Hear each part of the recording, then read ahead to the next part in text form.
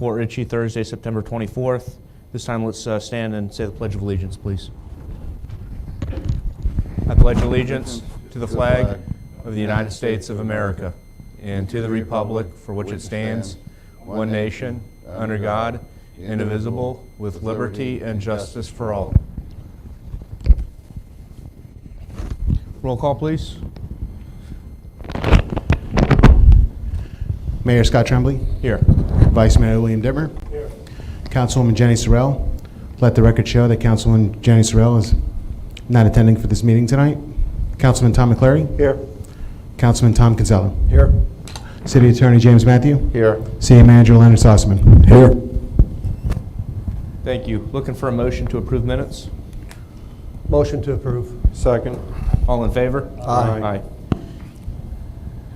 We're going to open up comments from the general public. No one signed up. I'm going to take hands. Come on up, Mr. Mueller. Welcome. Dave Mueller, 5-4.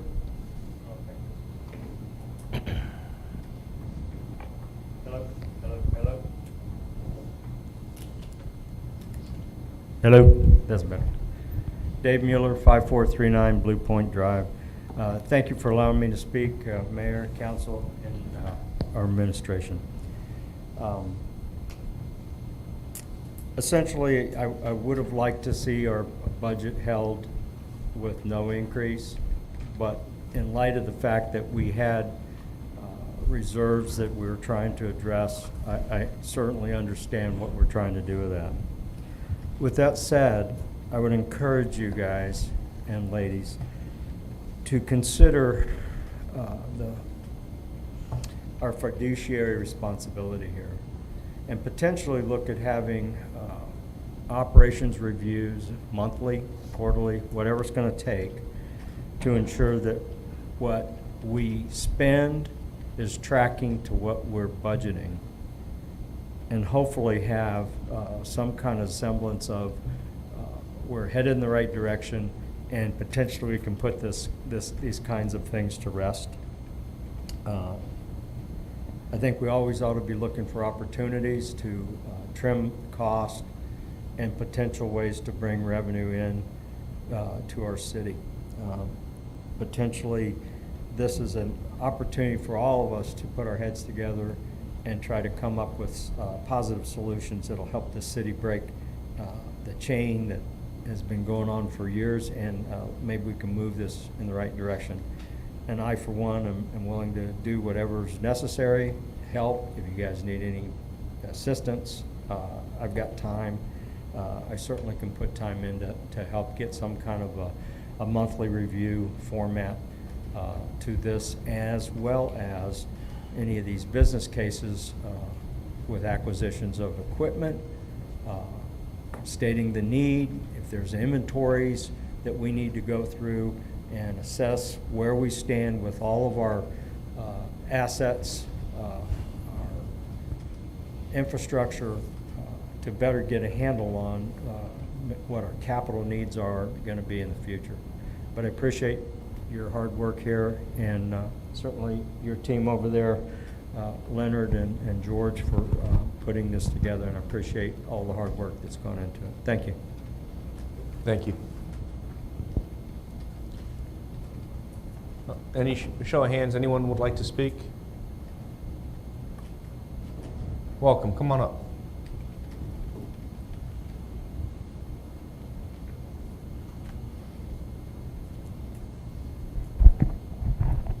My name is Miles Lenhart. I don't live in the city. I live in Gulf Harbors, 5043 Gulf Harbors, Oyster Cove, but I own property within the city, and I don't get to vote, but I do get to come here and talk to you guys.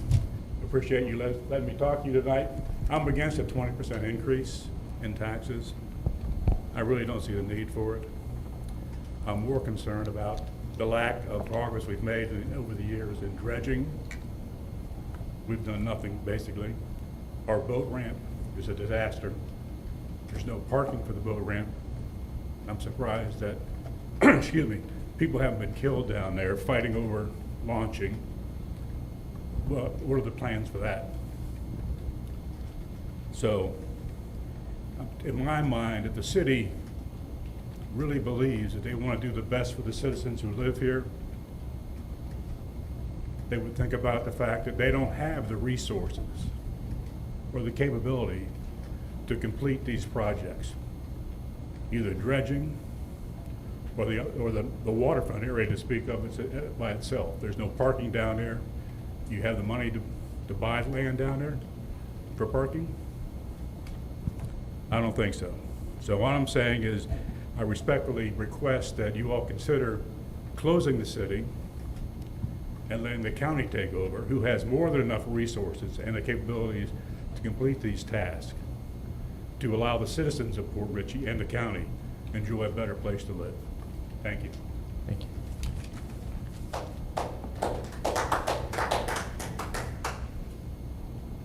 Anyone else want to speak? All right, seeing no hands, we'll move on to comments from, we're going to move on to comments from the council first, and then over to city manager, and then into the presentation. So do you have anything? At this moment, I do not. I don't either. I have nothing. I don't either. Mr. Sossman? Thank you, Mayor. As you know, tonight's the second public hearing for our 2021 budget. Thank you, Mr. Mueller, for your comments. It was an arduous task. We actually put the budget together, as you know, in about 6 weeks time frame to when we had our first workshop. So I think that was probably a record speed for anybody I've talked with. When I had a meeting yesterday with Debbie Manns over in Newport Richey and asked her when she started her budget, and she said, back in early March. And I said, that's about normal, really. So we started actually right after Independence Day, but we've got it done. Tonight's meeting was advertised in the Tampa Bay Times. By state law, it has to be advertised a minimum of 2 days prior to the hearing, the second hearing, and then a maximum of 5 days. So we met those parameters with ease. And so we're street legal, so to speak, tonight to continue with this operation. We did address all of your parameters. George Zetline, who is sort of serving now as our interim finance director, he's going to present a short budget update, and then he's got a few slides to show you. And he'll go through the same process essentially tonight, with the millage being taken on first and approved by this board, and then second would be the actual budget adoption itself. And then it would be up to us to get it online shortly after October 1. So with that, Mayor, if you don't mind, I'd like to turn it over to George Zetline, who's to my immediate left, and he'll walk us through the paces. By all means, go ahead. Oh, and he does have two extra slides tonight. I wanted to get this in before I forget, or if he does in our anxiousness. But the Vice Mayor asked me a couple days ago, after having a couple phone calls, to put together a couple charts, if you will. I think you've got those at your desk. They're in sort of a bright blue color, and one of them is a comparison between Port Richey, Newport Richey, and Pasco County with using the same dollars and cents for a house, if you will, of $200,000. And then it also goes through the water rates too, of comparison to those same three entities on the second chart. So with that, I'd like to turn it over to George, Mayor. Thank you. Thanks, Mr. Sussman, appreciate it. We're going to go through the same thing we went through 2 weeks ago. Basically, we're going to do the budget update, and then we get into the procedural notes, and we'll follow right straight through like we did 2 weeks ago with the citizens' comments and things like that. So just to get started on the budget update, there really was not much of anything to go over in a budget update. General fund stayed the same as it was 2 weeks ago. There's no changes there. The CRA budget was the same 2 weeks. It was 2 weeks ago. No changes to that. Special revenue funds, there was a little bit of changes. We picked up a little more revenues and fines and forfeitures. So we picked up the revenue and then appropriated them to the proper accounts, and that's the changes to the special revenue funds. Capital funds, there was no changes from 2 weeks ago. The enterprise funds, which is the water and sewer and stormwater, there's no changes to that from the last 2 weeks ago. And then we go to the two slides which I was requested by the city manager from the vice mayor to put in here. And first one was how much is the tax, how much With a taxable value of $200,000, what is the amount of taxes that would be paid, comparing it to Port Richey, Newport Richey, and Pasco County? As you can see, with our millage rate going to be 6.7847 on a $200,000 home taxable value, it would be $1,356.94. Newport Richey's, their millage rate is 8.7500. That would be taxes of $1,750. Pasco County, which has two millage rates in their county really that pertain to the unincorporated area. One is their general fund, one is their fire fund. Those millage rates just added together is 9.4112, and for the same house value, their taxes would be $1,882.24. I was also asked to put together about an average water bill, what the water bill rates would be, and speaking to our utilities director, basically they said an average water bill is about 4,000 gallons. So based on 4,000 gallons, Pasco County's water and sewer bill would run about $60 a month. Newport Richey has an in-city limits rate and an out-of-city limits rate. In the city of Newport Richey, it would run about $51.06. In the out-of-city limits, out of the city limits, it would be $63.76. And as you come down to Port Richey, inside city limits, water and sewer bill at an average of 4,000 gallons would be $50.96. And if it was outside the city limits, it would be $63.74. So I don't know if anybody wants the explanations on that, or, like I said, that was asked to present those two charts just to show that Port Richey is the lowest basically in the taxes on the taxable value, and also the lowest on water and sewer rates. Thank you. Next thing, we're going to go into the regular procedure, and this is what we went through 2 weeks ago. We got to talk about the millage increase or decrease. We'll talk about the millage rate, the final millage rate and the budgets and that. Basically, there's a certain process I have to go through based on state statute that requires certain readings and a certain way of doing things. Basically, it's going to be the same way as we did 2 weeks ago. Like the first thing I'm going to have to announce is that the tentative millage rate, or the final millage rate now, is going to be 6.7847. The rollback rate would be 5.2209. Percentage over the rollback rate is 29.95%. So basically, we got to bring that into the record. All right, now we're going to have a discussion. The City Council would have a discussion on the final millage rate, and then once you have your discussion, we'd open up to public comment to see if they have any discussion on the millage rate. So, Mr. Mayor, if you want, we'll open it up to City Council right now about millage rate only, not the budget. Yep. Do you have anything on the millage rate? I have nothing. Nothing.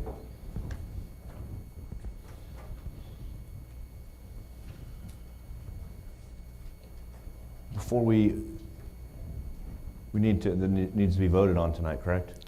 Yes, at the end, once we go through all this, opening, closing the public hearings, then you'll take a final vote on the millage first, and then a final vote on the budget. Okay. Yeah, I think we have to open it to discussion now, right? You need Yeah. to, if you don't have discussion, call, if you want to have it now, if not, call for citizens input. That's right. No, of course, I was going to do that. Yeah.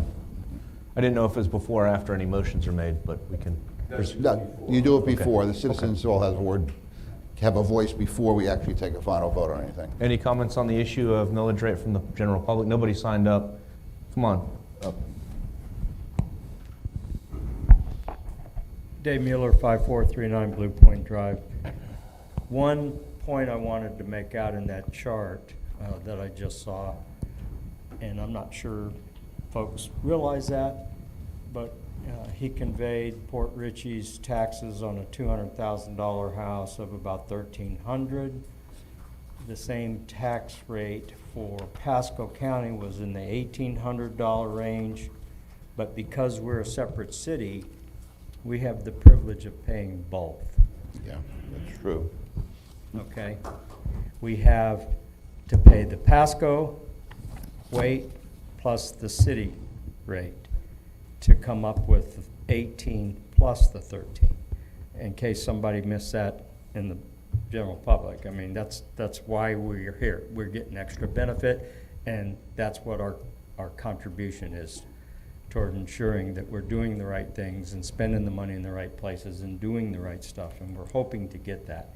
And that's what we're all about, and hopefully we can get it done together, right, guys? Thank you. Thank you. I saw other hands going up. I wanted to make sure everyone has an opportunity to speak. Ma'am, come on up to the podium. Welcome. Thank you. Jennifer Zulian, 5030 Sunset Boulevard. I've been a Port Richey resident for 18 years, and I'm also a licensed real estate broker. I believe, well, first question, what is the total percentage of increase over last year you're proposing? Is there a percentage? You're talking about the budget now? Okay, well, actually, I'll explain to you. It actually says there 55%, but let me explain that to you. Last year's budget was about $12 million. This year's $19 million. What was missing in last year's budget and wasn't picked up was the $6 million that's invested up in state funds. That was not included in last year's budget. So yeah, it shows a 55% increase, but that's only because the $6 million wasn't there. You take the $6 million away from the 19, you're down to 13, and basically you're almost the same as the budget was last year. What is the No.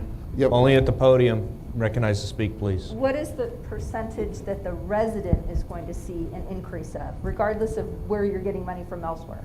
Well, it's on your house value, about a 17%, we said. Okay. Yeah, roughly. Okay, I believe that raising taxes after one of the most financially devastating years in our lifetime is wrong. I have friends and neighbors barely getting by after shutting down their businesses for almost 6 months or more. One of the most appealing aspects of owning in Port Richey has been the lower taxes, in my opinion. As a professional, I often lure clients moving to Florida up to Pasco County and Port Richey who are originally thinking of Pinellas due to the cost of living being lower here. When we get more residents into Port Richey, it helps all of us, wouldn't you agree? Raising taxes, I believe, is a disservice to the residents that you represent, and you should be cutting your expenses like everyone else has had to do, in my opinion. Thank you.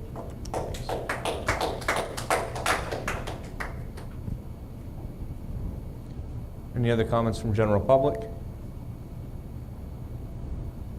Seeing no hands, we're going to move on.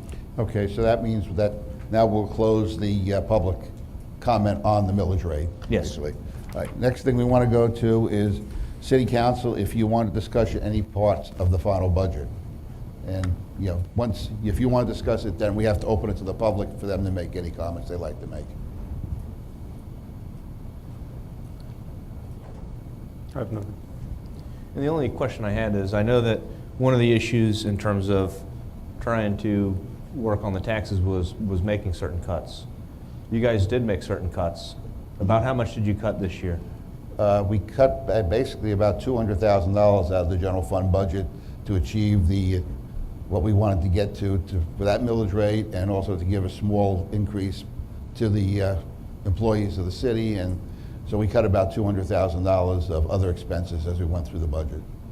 And it's fair to say that a lot of the money that from this raise is going to go back into reserves, which in essence will help us if there's any emergencies within the city. Well, yeah, that's another thing too, because of the situation with the CRA, Community Redevelopment Agency, and the way that we're funding it for next year, we're able to bring another $900 and something thousand into the general funds reserve, bringing it to just about $1 million, because the money we put into the CRA is lower than we have in the past, but there is sufficient money there to do a number of projects, and the county is still required to put in the amount they have to put in every year also to the CRA. Actually, I have one more question too. With our cuts, didn't it bring us in the general fund expenditures close to the 2018 level of expenditures? Probably closer. There's a number of ones that we're required, like insurance and that, it's hard to cut them back.